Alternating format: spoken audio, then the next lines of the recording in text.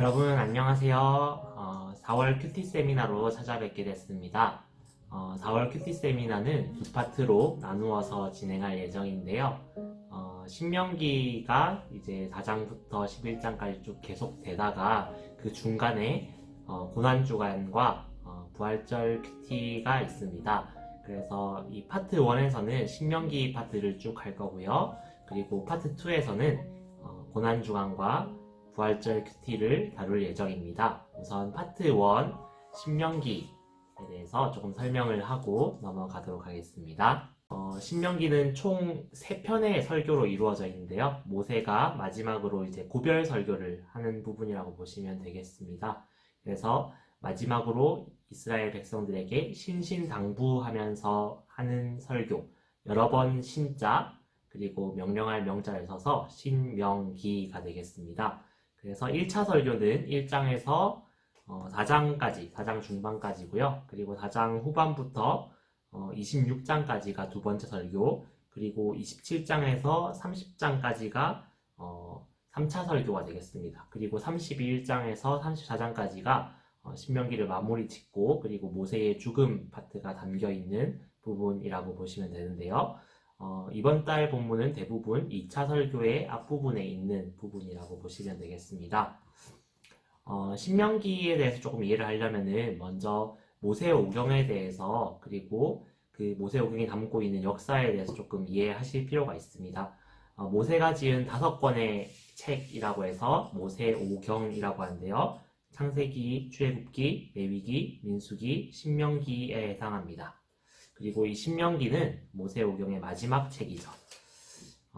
마지막 책인데 아까 전에 제가 고별 설교라고 했잖아요. 그래서 이 신명기는 모세가 이스라엘 백성들을 출애굽하면서부터 가나안 땅에 들어가기 전까지의 그런 역사적인 사건들을 여러 번 다시 한번 언급하면서 모세가 이스라엘 백성들에게 하나님의 말씀을 잘 지키고 그 율법대로 살 것을 당부하는 내용을 담고 있다라고 할 수 있습니다.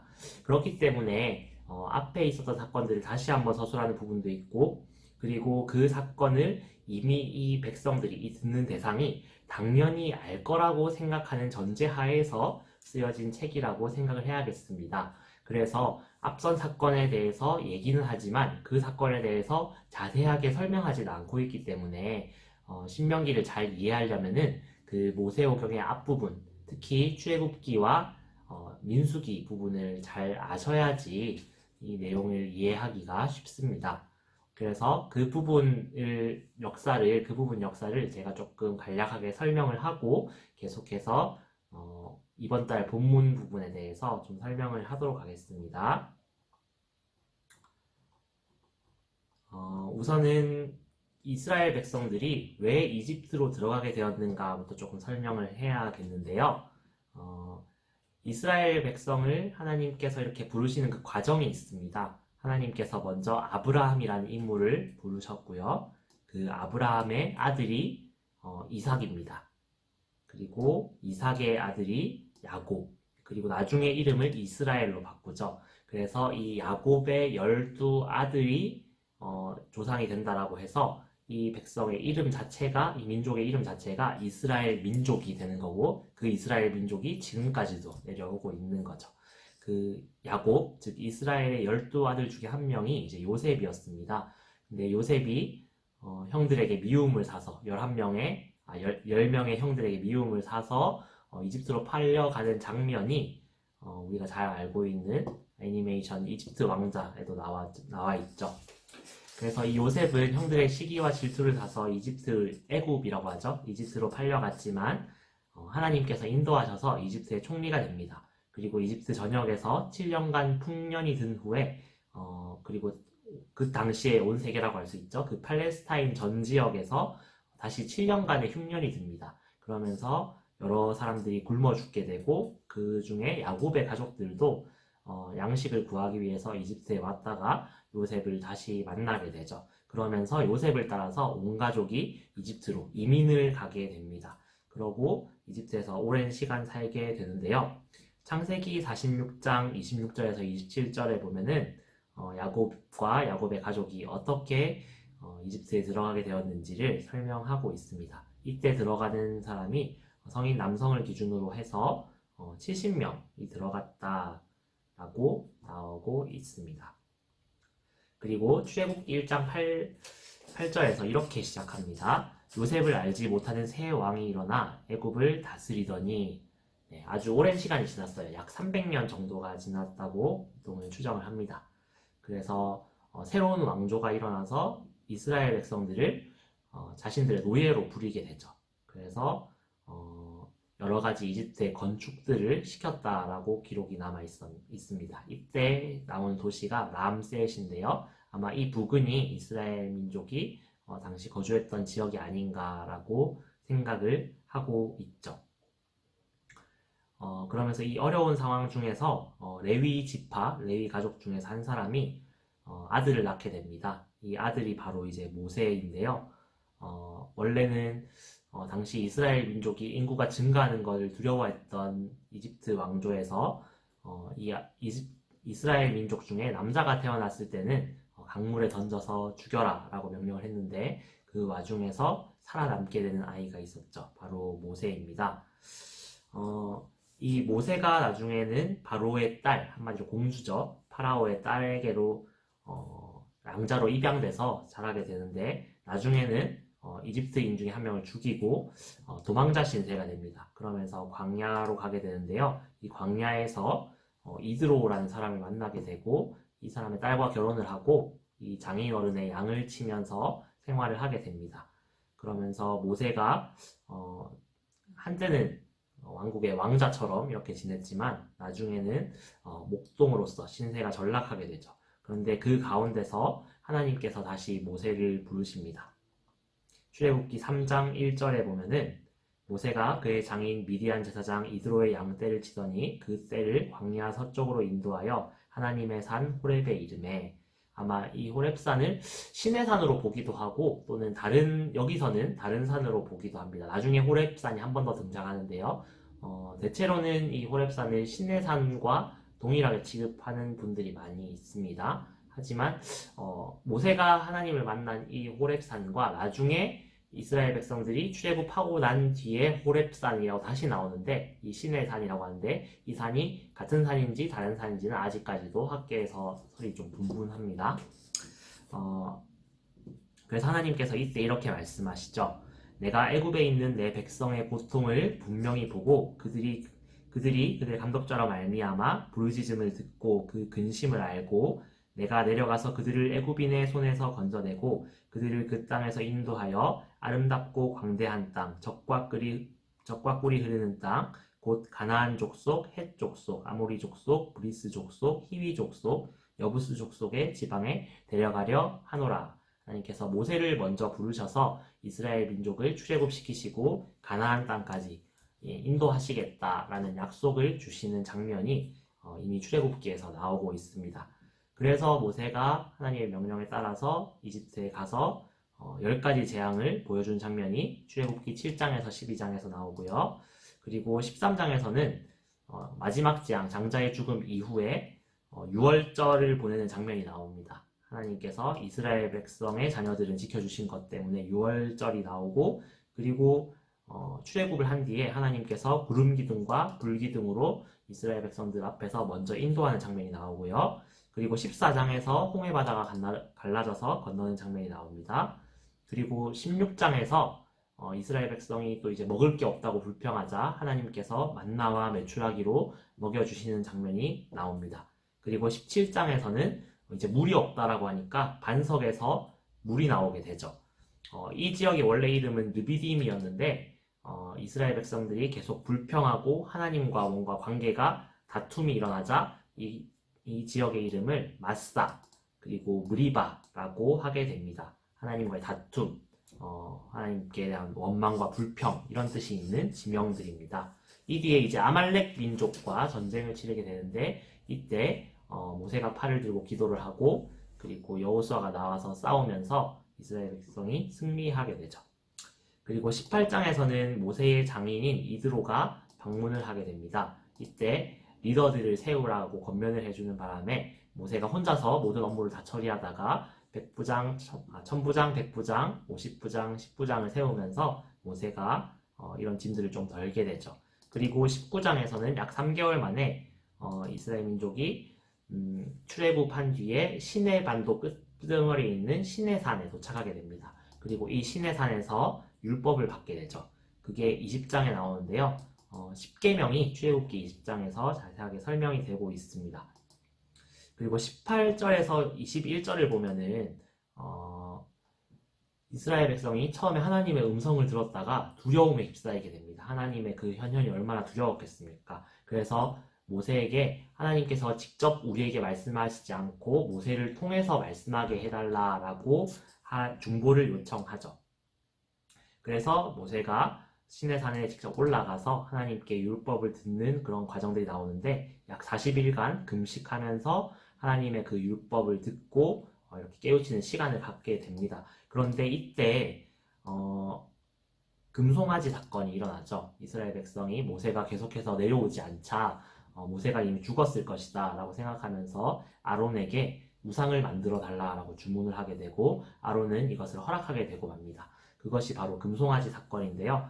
이때 하나님과 교제하고 있던 모세는 이스라엘 백성이 이런 죄를 저지르는 것을 알고 내려오게 되고 첫 번째 하나님께 받았던 그 율법이 담긴 약속의 돌판을 깨뜨려 버리게 됩니다.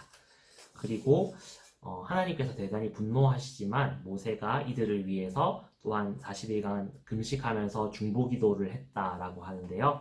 그러고 나서 하나님께서 이스라엘 백성을 또 용서해 주셔서 두 번째 언약의 돌판을 받게 됩니다. 그리고 율법에 대해서 전수를 하고 성막을 어떻게 지어야 될지 하나님과 교제하는 공간, 그 성전의 전신이라고 할 수 있죠. 이 성막을 어떻게 지어야 될지 받아서 이스라엘 백성이 40장에서 이 성막을 완성하게 됩니다. 그리고 레위기는 사실 율법에 대한 설명이고 한마디로 법전이라고 할 수 있어요. 그래서 하나님께 받은 율법을 어떻게 적용하고 어떻게 자세하게 실행해야 하는가에 대한 좀 세세한 규칙들이 나와 있고요. 그래서 역사적으로 크게는 여기서는 진행이 없습니다. 그래서 이제 민수기로 이제 넘어오면은 율법을 이스라엘 백성이 받고 성막을 짓고 훈련하는 기간을 잠시 거친 다음에 출애굽한 지 둘째 해 둘째 달이라고 해요. 한마디로 2년 2개월이 지났다라는 거죠. 그래서 구름이 증거의 성막에서 떠오른다라고 하는데 하나님이 이제 진격하라고 명령을 하시는 겁니다. 그래서 이스라엘이 시내 광야에서 출발해서 이제 다시 북상해서 가나안 땅으로 올라가게 되죠. 자, 그리고 민수기 11장에서 기브롯 타따와라는 곳에서 만나에 대한 불평을 품습니다. 이스라엘 백성이 더 이상 맛이 없어서 못 먹겠다. 그래서 제발 고기를 달라라고 하자 하나님께서 메추라기를 보내주셨는데요. 이때 큰 재앙이 일어납니다. 욕심을 부려서 이 고기를 많이 저축하려고 했던 사람들이 죽임을 당하는 거죠. 하나님의 어떤 분노가 나타나고 있는 장면입니다. 그리고 13장에서 첫 번째로 정탐꾼을 보내게 됩니다. 지난달 큐티에서 이제 나왔던 부분인데 가데스 바네아 지역에서 첫 번째 정탐꾼을 보내게 되고 이 정탐꾼들이 가나안 땅에 대해서 아주 좋게 보고를 합니다. 하지만 좋은 만큼 강한 민족과 강한 성벽이 그 땅을 지키고 있기 때문에 우리는 차지할 수 없다라고 부정적인 보고를 하죠. 그런데 그 중에 12정탐꾼 중에 2명의 정탐꾼 갈렙과 여호수아만이 하나님께 함께 하시면 정복할 수 있다라고 말하는데요. 그럼에도 불구하고 사람들은 낙담합니다. 그리고 하나님께서 이 낙담하고 있자 이제 들어갈 수 없게 만들어 놓으시죠. 들어가지 말라라고 명령하시는데 또 이때는 또 청개구리처럼 하나님 그래도 또 정신 차려보니까 우리가 가야겠습니다라고 하고 첫 번째 점령을 시도하는데요. 이게 또 실패해서 호르마까지 퇴각하고 결국 이스라엘 민족은 38년 동안 광야를 헤매게 됩니다. 그리고 민수기 16장에서는 레위 지파의 고라와 르우벤 지파의 다단, 아비람이라는 사람이 모세의 지도력에 거역을 해요. 그래서 반역을 일으키는데 땅이 갈라지면서 그들을 삼켜버렸습니다. 하나님께서 모세의 지도력을 인정해 주시는 것이고 이들의 반란이 죄라고 산정하시는 거죠. 그리고 20장에서는 가데스에서 다시 이제 미리암이 죽습니다. 이제 아마 방황하는 시간이 거의 끝나가고 미리암이 죽고 호르산에서 아론이 죽습니다. 그리고 이 아론의 대제사장 직책은 아들인 엘르아살에게 넘어가죠. 그리고 21장에서 호르마, 아까 전에 그 대패했던 지역인 호르마에서 이스라엘 민족이 그 호르마 지역을 차지하게 됩니다. 이제 첫 번째로 이제 승리해 나가는 거죠. 그러면서 불뱀과 노뱀 사건이 여기서 또 일어나고요. 그 이후에는 요단 동쪽 땅을 아모리 민족이 차지하고 있던 헤스본과 바산 이 지역을 차지하면서 요단 동쪽에 자신들의 땅을 갖게 됩니다. 그래서 이스라엘 백성이 이제 가나안 땅으로 들어가기 직전인데요. 이렇게 바산이나 헤스본 같은 지역을 차지하기 시작하자 주변에 있는 왕국들이 두려워하기 시작해요. 그래서 22장에서 24장에서는 모압 왕인 발락이 이스라엘 민족을 저주하려고 해요. 그래서 전문 저주가인 발람을 부릅니다. 이름이 비슷하죠? 모압 왕인 발락이 발람이라는 주술사를 부르는 거예요. 그래서 이스라엘 민족을 저주해달라고 합니다. 근데 이 발람이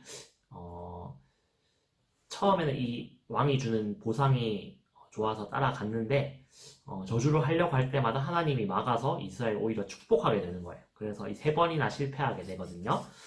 그러고 난 다음에 이제 실패해서 끝나는 줄 알았더니 발람이 또 다른 꾀를 냅니다. 이스라엘 민족을 직접적으로 저주하는 게 아니라 다른 민족인 미디안 민족을 이렇게 섭외를 해서 그들이 우상을 숭배하는 바알을 숭배하는 곳에 이스라엘 민족을 이렇게 끌고 오도록 합니다. 그래서 이스라엘 민족이 이 발람의 꾀에 속아서 그 사람들의 제사에 참여하게 되고 바알 숭배하고 그들의 아마 여사제로 보이는데요. 모압 여자들과 이렇게 동침하고 음행을 하면서 하나님의 분노를 받게 됩니다.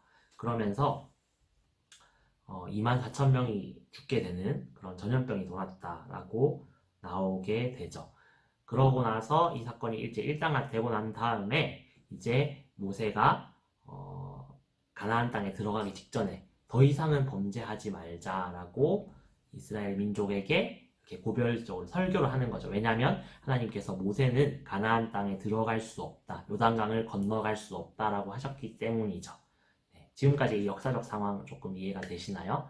이 역사적 상황 속에서 이제 신명기를 봐야 됩니다. 왜냐하면 이 신명기는 역사에서 일어났던 사건을 여러 번 반복하기도 하고 또 이게 역사적 시간적인 순서대로가 아니라 후반에 나왔던 게 먼저 나오기도 하고 처음에 나왔던 부분들이 이렇게 시간의 순서가 뒤죽박죽 나오기 때문에 그리고 여러 번 나오기 때문에 이 역사적 흐름을 먼저 생각하시고 읽으시면 도움이 많이 될 것 같습니다. 네, 이제는 4장부터 11장까지 신명기 각 장에 대해서 조금 자세하게 알아보고 마치도록 하겠습니다.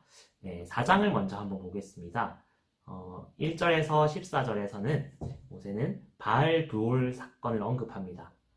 제가 그 역사적 순서에 대해서 말씀드릴 때 기억하시죠? 네, 최근 사건이에요. 모세가 최근에 겪은 사건인데 이 사건을 언급하면서 하나님께 순종할 것을 당부합니다. 여기서 바알 브올은 브올 지역에 있는 바알신이라는 거예요. 이 신을 숭배하는 우상 숭배에 이스라엘 백성이 참석했다가 분별을 당하는 거죠. 그리고 호렙산에서 받은 계명을 기억하라고 하는데 이때 호렙산은 이스라엘 백성이 율법을 받았던 신의 산입니다. 그래서 헷갈리지 않으시기 원하고요. 그래서 신의 산과 같은 곳이기 때문에 그 신의 산에서 율법을 받았지 라고 기억을 하시면 돼요. 그래서 2일차 본문 좀 넘어가면은 우상을 만들지 말라라고 여러 번 강조를 하세요.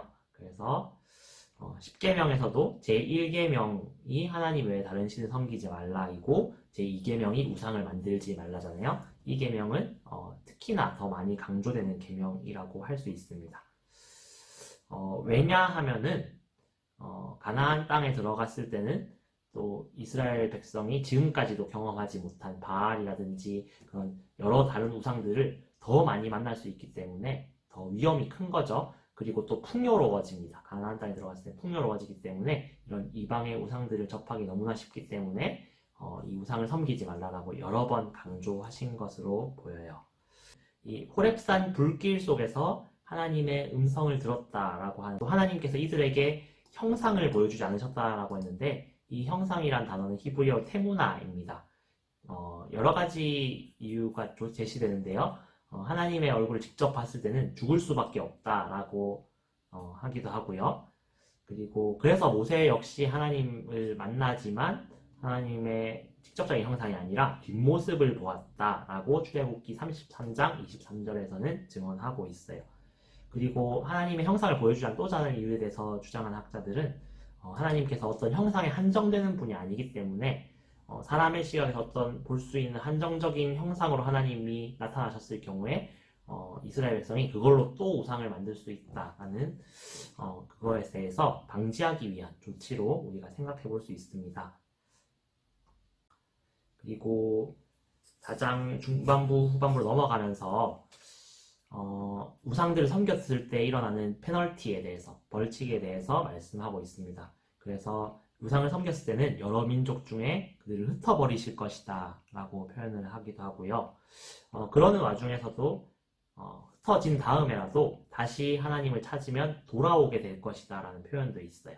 하나님께서 그분의 백성을 아들과 같이 징계하시긴 해요. 잘못했을 때는 징계하시지만 이들을 영원히 버리시는 게 아니라 하나님께서 다시 찾으신다라고 우리가 이해할 수 있어요.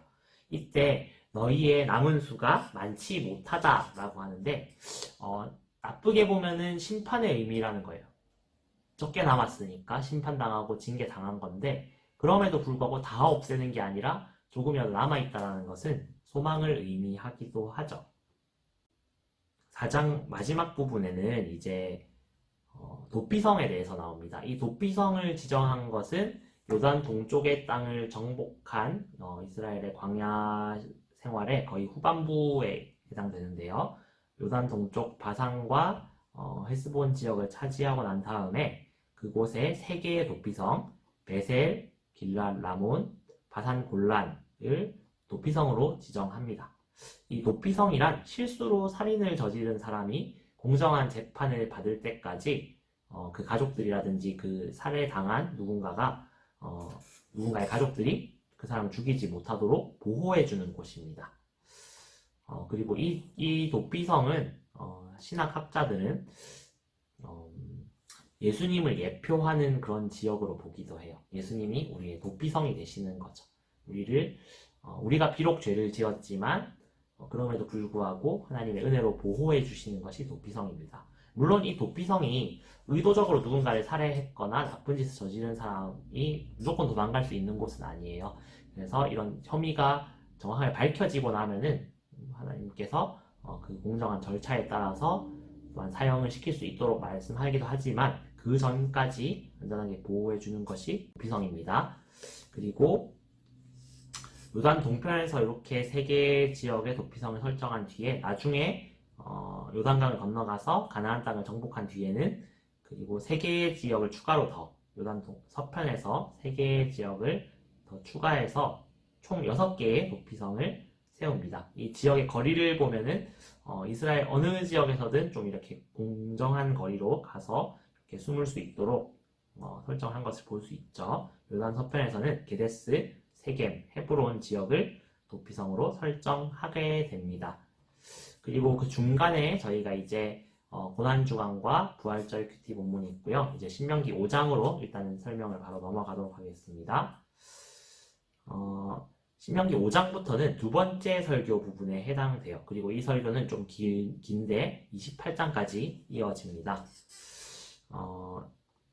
1절에서 5절까지는 모세가 이스라엘 백성들과 함께 호렙산이라고 또 나오는데 이때는 신의 산이라고 생각하시면 돼요. 율법을 받았던 상황에 대해서 다시 한번 설명하는 거죠.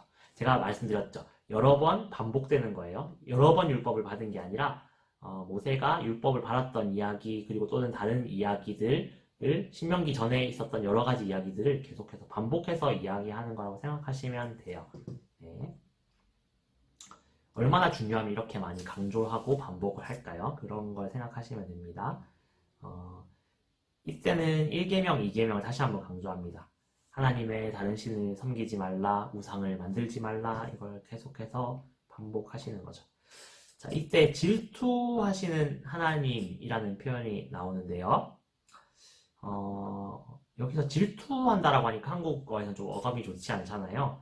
어떤 하나님이 마치 인간의 감정을 갖고 있는 것처럼 이렇게 좀 오해할 수 있는데, 이때 원어인 카나는 질투하다라는 원어인 카나는 부부간의 정절이 배우자의 외도로 파괴될 때 사용되는 단어라고 해요. 어떤 의미인지 이해가시죠? 아무 생각 없이 집착하는 게 아니라 분명히 둘이서 약속을 하고 이렇게 결혼 관계를 맺고 있는데 그 중에 한 사람이 약속을 어기는 경우에 해당되는 거거든요. 그럴 때 이런 표현을 씁니다. 한마디로 구약 성경에서는 우상 숭배를 영적인 간음이라고 설정을 하는 것이죠.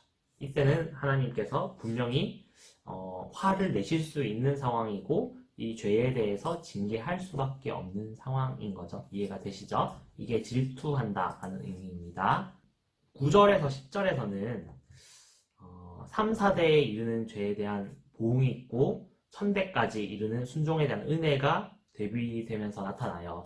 물론 하나님의 어떤 은혜가 더 크심을 이렇게 표현하기 위한 문학적인 표현으로도 생각이 되는데요. 이것을 기계적으로 작동하는 공식처럼 이해하면 안 됩니다. 그리고 구약성경 다른 부분에서는 마치 이것과 모순되는 듯한 표현이 써 나오기 때문에 우리가 이 부분을 잘 이해해야 되는데요. 신명기 24장 16절이나 에스겔 18장 19절에서 22절 말씀은 각 사람이 어떤 아버지나 조상으로부터 오는 죄나 상에 대해서 이걸 물려받는 게 아니라 각 사람의 죄로 판단받고 각 사람의 공로로 인정받는다라는 것을 증언을 하고 있어요. 그래서 이 본문의 말씀 3, 4대까지 하나님께서 죄를 갚으시고 1000대까지 보응하신다. 이 부분에 대해서는 우리가 이런 부분을 이해할 수 있을 것 같아요. 아버지가 바르게 신앙생활하고 하나님 앞에서 바르게 살아가면은 자녀도 그 부분에 대해서 배우고 담게 된다라는 부분으로 우리가 좀 이해를 하는 게 맞는 것 같습니다. 아버지의 신앙을 아들이 이어받는 것은 아닌 거죠. 그리고 5장 12절부터는 제4계명 안식일을 지켜 거룩하게 하라부터 부모를 공경하라, 그리고 10계명까지 이웃의 것을 탐내지 말라까지 쭉 이어지는 것으로 볼 수 있습니다. 10계명을 다시 한번 강조하는 거죠. 제가 얘기했습니다. 신명기는 앞에서 나왔던 거에 대해서 역사적으로 반복하고 강조하고 이걸 계속하고 있다라고요. 그리고 신명기 5장 22에서 23절에서는 모세에게 이스라엘 백성이 중보 요청을 했던 장면, 이 율법을 받을 때요, 시내 산에서 율법을 받을 때 이스라엘 백성이 하나님의 목소리가 직접적으로 들리니까 두려워서 모세에게 중보를 요청하는 장면이에요. 그리고 신명기 6장으로 넘어가면은 유명한 부분이죠. 쌈마 이스라엘이라고 하는데 이스라엘아 들으라 라고 하는 부분이거든요. 이때 하나님의 말씀을 듣고 지키면 장수하고 번성하는 등의 복을 받는다 라고 하고요. 그리고 유명한 구절인데요. 우리 하나님 여호와는 오직 유일한 여호와이시니 너는 마음을 다하고 뜻을 다하고 힘을 다하여 내 하나님 여호와를 사랑하라. 자녀에게 가르치라. 손목에 매어 기호를 삼으며 내 미간에 붙여 표로 삼고. 그만큼 하나님을 가까이 하고 하나님을 가르치고 하나님의 명령을 잊지 말라라는 거예요. 몸에 항상 지니라라고 하는데 이스라엘 민족은 이거를 직접 문자적인 의미로 해석을 해요. 그래서 테필린이라는 것을 만들어서 진짜로 이마에 붙이기도 하고 그 다음에 손목에 이렇게 표로 만들어서 감기도 해요. 그런데 이게 하나님께서 형식을 과연 이렇게 지키라고 했던 걸까요? 그것보다는 하나님의 말씀대로 뜻대로 더 바르게 살라는 뜻으로 우리가 이해하는 것이 바른 것 같습니다. 6장 10절에서 19절을 보면 다시 또 반복합니다. 아브라함과 이삭과 야곱에게 약속하신 땅에서 많은 것을 누릴 때 이집트나 가나안의 우상을 섬기지 말고 마사에서의 불순종을 되풀이하지 말라라고 하는데요. 아까 마사 지역은 물이 나오지 않아서, 물이 없어서 하나님께 불평을 했던 지역이에요. 그때 나중에 반석을 치자 물이 나왔던 곳이 마사입니다. 그냥 반복해서 나오고 있어요. 그리고 6장 20절에서 25절을 보면은 가나안 땅에 살고 있었던 여러 민족에 대한 이야기가 나옵니다. 헷 족속, 기르가스 족속, 아모리, 가나안, 브리스, 히위, 여부스 족속들이 나오는데요. 이 외에도 가나안 땅은 여러 부족들이, 여러 민족들이 섞여서 살던 지역이었어요. 그래서 모든 민족을 다 얘기했다라기보다 그 지역에서 그래도 가장 큰 대표적인 7개의 민족을 설명한 것으로 보입니다. 이들과의 통혼을 금지하고요. 이들을 들어갔을 때 진멸하라라고 합니다. 이것을 오늘날 가치관으로 생각해서 인종차별주의로 해석해서는 안 되겠죠. 신앙적으로 통혼한다라는 것은 누군가와 같이 산다라고 하는 것은 종교적으로, 문화적으로 가치를 혼합하는 일이 될 수 있는 거예요. 그래서 이스라엘 백성들이 우상을 숭배하게 되는 것을 경계한 정책으로 보아야 합니다. 그리고 여기서 또 성민이라는 표현이 6절에서 나오는데요. 영어로 하면은 a holy people이 되는데요. 하나님께서 선택하신 유일한 민족이란 뜻인데 히브리어로는 암카도시라고 합니다. 구별된, 거룩한, 구분된 백성이라는 의미죠. 신명기에서 계속해서 등장하는 단어입니다. 하나님의 성민으로서 성민답게 살아라, 선택된 민족답게 살아라 라고 하는데요. 이스라엘 민족이 하나님께서 다른 민족을 구원하기 위한 제사장 민족으로서, 구별된 민족으로서 불러 가시는 과정을 얘기하는 겁니다. 이것이 결코 이스라엘 민족이 스스로 교만하라고 주시는 단어는 아니에요. 이스라엘 민족이 거룩해야 되는 이유는, 구별돼야 하는 이유는 또 다른 많은 민족들을 하나님께로 돌아오기 위한 어떤 통로가 되기 때문입니다. 그리고 이스라엘 민족을 하나님께서 구분하신 이유에 대해서도 7절에서 이렇게 설명합니다. 이스라엘 민족이 잘했거나 특별하기 때문이 아니라 오히려 수가 적고 약했기 때문인 것이죠. 7장 12절에서 26절 넘어가면은 이방의 우상을 섬기는 것이 그들에게 올무가 될 거라고 말하시는 거예요. 히브리어로 모케시라는 단어가 이제 올무인데요. 사냥감을 잡는 덫이나 미끼를 의미해요. 올무에 걸린 사냥감은 스스로 빠져나올 수 없고 고통스럽게 죽음을 맞이할 수밖에 없습니다. 이처럼 우상숭배가 마치 이 사냥감에게 올무가 되는 것과 같이 이스라엘을 파멸로 몰고 갈 것이라는 것을 하나님께서 계속해서 강조하시는 거예요. 그리고 왕벌이라는 표현이 20절에서 나오는데요. 히브리어로 치르아라는 단어예요. 이 왕벌은 원래 강한 독성이 있는 침을 가진 말벌의 일종, 이 지역에서 서식하는 말벌의 일종인데요. 이 구절이 마치 진짜 벌이 날아간다는 의미로 해석되면 좀 힘들겠죠. 이 왕벌이 마치 하나님의 사자를 의미하는 겁니다. 독이 있다라고 했잖아요. 그 독과 같이 두려움, 공포가 먼저 가서 이스라엘 민족이 직접 싸우기도 전에 가나안 민족의 마음을 두렵게 하는 그런 장면을 묘사하는 걸로 볼 수 있어요. 실제로 여리고성에 들어갔을 때, 정탐꾼들이 갔을 때 이 민족들이 오히려 이스라엘 민족이 그들을 더 두려워해야 될 것 같은데 가나안 민족이 이미 먼저 이스라엘 백성들을 두려워하고 있는 장면들을 우리가 볼 수 있는 거죠. 자, 신명기 8장으로 넘어갔을 때 광야의 시간이 어떤 시간인가에 대해서 설명을 합니다. 이때 당시 광야의 시간을 이스라엘 민족이 40년간 광야에서 있었는데 이 시간이 연단의 시간이라고 표현을 하고 있죠. 그래서 5절에 보면은 아들을 징계함과 같이 이스라엘 민족을 징계한다라고 하셨어요. 가나안 땅에 처음에 들어가라고 하셨을 때 이스라엘 민족이 거절하고 하나님을 반역했을 때 하나님 이들에 대해서 순종할 수 있는 민족으로 이렇게 바뀌어가는 시간이 40년간의 광야길이 아니었나라고 생각해 볼 수 있습니다. 그리고 만나에 대해서는 유명한 말씀이 나오죠. 3절에서 사람이 떡으로만 사는 것이 아니요 여호와의 입에서 나오는 모든 말씀으로 사는 줄을 너로 알게 하려 하심이라 라고 예수님께서 사탄에게 시험 받으실 때 인용했던 말씀이 나옵니다. 이스라엘 백성들이 자신들의 능력이 아닌 하나님의 능력을 통해서 살아간다라는 것을 보여주는 장면이죠. 광야의 시간이 결코 시간의 낭비가 아니었고 이스라엘 백성들을 겸손하고 순결하게 다듬는 시간, 그러면서도 동시에 하나님께서 만나와 메추라기 그리고 반석에서 나는 물들을 통해서 이스라엘 민족을 끊임없이 공급하시고 사랑해 주신 시간이 광야의 시간이었습니다.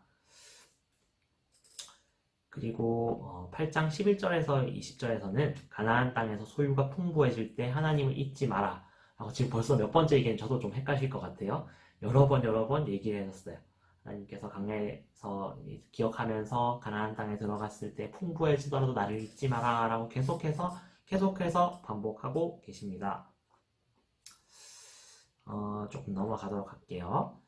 신명기 9장으로 넘어가면은 이제 아낙 자손을 물리치실 것이다 라고 얘기를 하는데, 이 아낙 자손은 고대부터 있었던 좀 거인 종족을 뜻하는 것 같아요. 그래서 가나안 민족이 실제로 이 아낙 자손과 연관성이 있는지는 정확히 모르겠습니다. 이 가나안 지역의 아낙 자손의 후손들이 일부 살고 있었을 수도 있고요. 근데 이렇게 표현하는 거는 문학적인 표현으로 좀 이해하는 게 맞는 것 같아요. 가나안 족속이 그들이 보기에 키도 커 보이고 힘도 세 보이고 마치 거인과 같아 보인다라는 그런 이스라엘 백성들의 두려운 마음을 표현한 게 아낙 자손이 아닐까라고 우리가 생각해 볼 수 있습니다.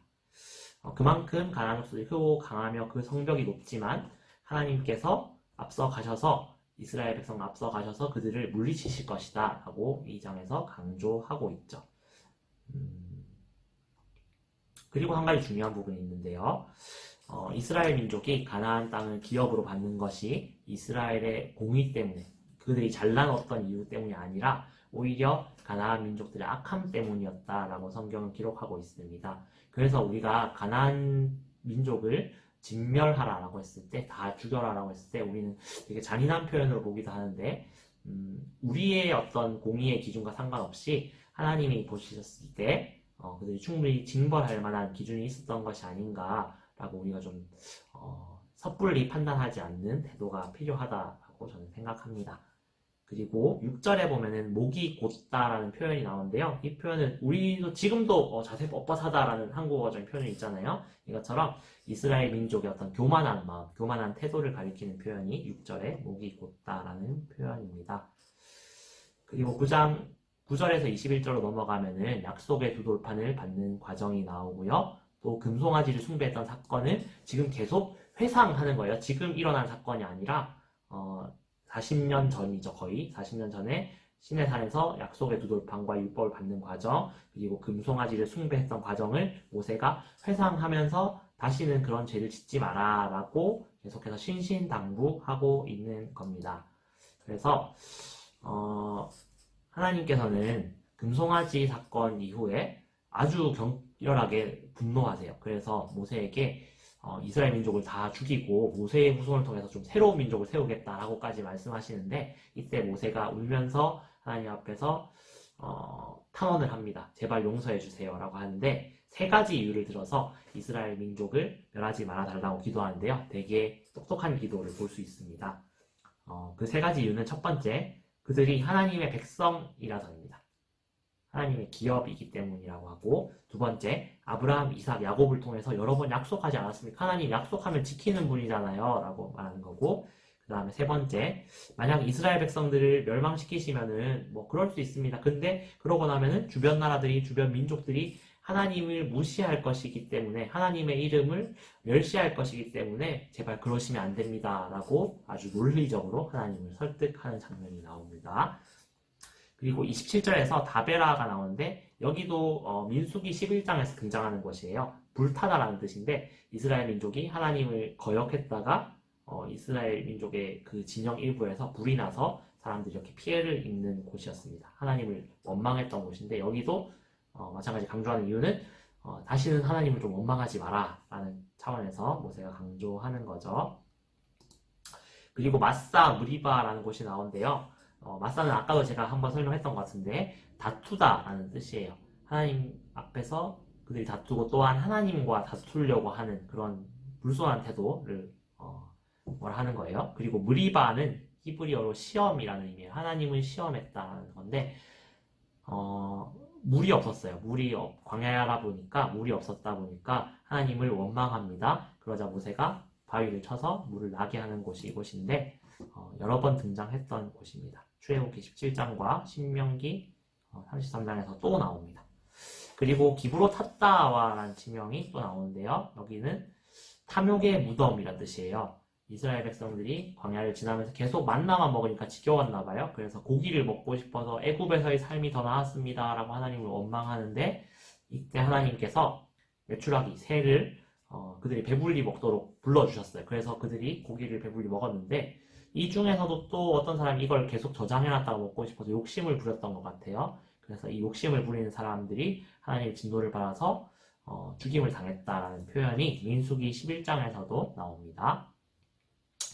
자, 그리고 가데스 바네아가 다시 나오는데요. 아까 전에 첫 번째 정탐꾼을 보냈던 곳이 여기예요. 여기서 12명의 정탐꾼을 보냈는데 10명은 부정적인 보고를 하고 여호수아와 갈렙은 긍정적인 보고를 해서 결과적으로는 이스라엘 민족이 10명의 말을 듣고 가나안 땅으로 들어가기를 거부했다가 하나님의 진노를 받고 전쟁을 한번 치르지만 대패를 당하고 40년간 광야를 방황하게 되는 결정적인 불순종이 있었던 곳이 가데스 바네아입니다. 그거를 회상하는 거예요. 지금 당장이 아니라 40년 전에 그 일을 모세가 회상하는 장면입니다. 그리고 10장에서 다시 나오는데요. 두 번째 약속의 두 돌판과 언약궤를 만드는 과정이 나오고요. 대제사장 아론이 죽었던 장면, 그리고 엘르아살이 그 아들인 엘르아살이 아버지의 직책을 이어가는 장면이 나옵니다. 다시 한번 회상 하는 겁니다. 헷갈리시면 안 돼요. 그리고 신명기 10장 12절에서 22절에서는 좀 중요한 부분이 나와요. 하나님께서 과연 이스라엘 백성이 원하시는 것이 무엇인가? 라고 했을 때, 내 하나님 여호와를 경외하여 그의 모든 도를 행하고 그를 사랑하며 마음을 다하고 뜻을 다하여 내 하나님 여호와를 섬기고 내가 오늘 네 행복을 위하여 내게 명하는 여호와의 명령과 규례를 지킬 것이 아니냐 라고 하시는 거죠. 율법을 지켜야 될 이유가 하나님을 위한 것이 아니었어요. 하나님을 위한 것이 아니고 그들의 행복을 위해서라고 말씀하시는데도 사람이 자기 행복을 위해서 바르게 살아가는 것이 아니라 탐욕을 취하고 우상을 숭배하고 다른 사람을 괴롭게 하면서 하나님의 율법을 어기면서 스스로를 괴롭고 힘들게 만들어가는 거예요. 그래서 이제 하나님께서 마음의 할례를 하라고 하는데 신약 시대에 이제 예수님 때로 갔을 때 바리새인들에게도 이런 부분을 얘기하시죠. 진짜로 필요한 것은 육체적으로 할례를 받고 어떤 육체적으로 뭔가를 하는 것이 아니라 마음의 할례가 중요하다라고 이때부터 이미 말씀하고 계세요. 하나님께서 율법을 주셨지만 그 율법 조항 그대로 문자적으로 지키는 것이 중요한 것이 아니라 그것을 마음으로부터 지키고 하나님을 사랑하는 것이 중요하다라고 계속 강조하는 거예요. 그리고 11장으로 넘어갈게요. 11장에서는 또 얘기합니다. 하나님께서 하신 일들을 기억하라. 그리고 루벤 자손 엘리압의 아들 다단과 아비람에게 하신 일을 기억하라 라고 나오는데 이 사람은 아까 전에 레위 지파의 고라와 함께 루벤 지파의 다단과 아비람이 모세에 대해서 반역했어요. 네가 무슨 자격으로 우리를 인도하느냐? 우리는 너를 지도자로 인도할 수 없다라고 했는데 이때 하나님께서 땅을 갈라뜨리셔서 이들을 완전히 땅속에 매장시켜 버리세요. 잘못했다라는 거죠. 네, 그런 불순종을 다시는 하지 마라 라고 하시는 겁니다.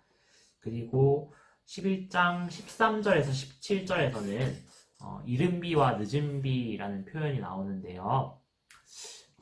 이때 이스라엘이 차지하게 될 가나안 지역과 이스라엘이 그 전에 있었던 이집트 지역의 차이에 대해서 말씀해 주세요. 물론 이집트 지역 정말로 비옥한 지역입니다. 하지만 나일강이 이렇게 범람했을 때 그 지역을 일구고 나일강에서 이렇게 물을 관계시설을 통해서 끌어와야 농사를 당연히 지을 수 있겠죠.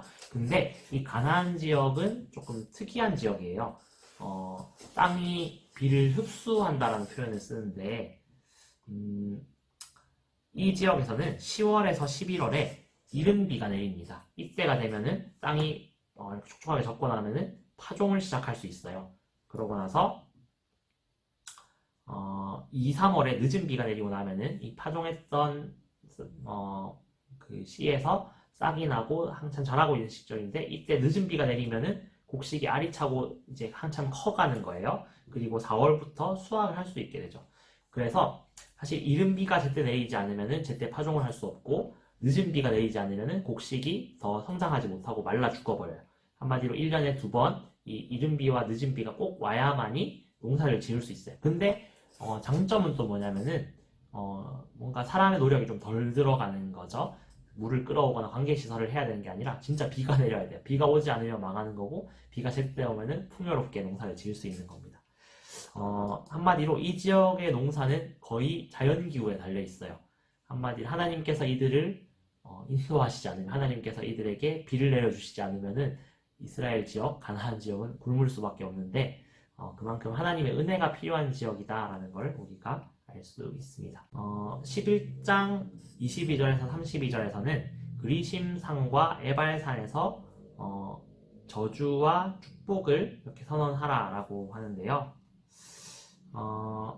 이게 무슨 의미냐 하면은, 하나님의 말씀을 잘 지켰을 때의 복에 대해서는 그리심산에서 선포를 하고, 하나님의 말씀을 지키지 않았을 때의 저주에 대해서 에발산에 선포하라고 하는데, 이 그리심산과 에발산은 세겜이라는 한 지역을 이렇게 끼고 양쪽에 있는 산이에요. 그래서 아마 이 양쪽 산 꼭대기에서 소리를 치면 어느 정도 들리지 않았을까라고 하는데, 정확하게 모르겠고요. 한마디로 좀 상징적인 표현이에요. 그 땅을 나중에 곧 너희가 가나안에 들어가서 정복할 텐데, 거기 가서 율법에 순종했을 때의 축복과 저주했을 때의 불순종했을 때의 저주를 선포하라는 것은 그만큼 율법을 너네가 마음속에 깊이 새기고 잘 지킬 수 있도록 이렇게 해라 라는 의미로 볼 수 있어요. 그래서 여호수아가 나중에 아이성을 정복한 다음에 이 말씀을 실행에 옮겨요. 여호수아 8장 30절에서 35절에 보면은 이 말씀을 실행하는 장면을 볼 수 있습니다. 이렇게 4월달 큐티에 나오는 신명기 4장에서 11장 본문을 이렇게 짧게 살펴보았습니다.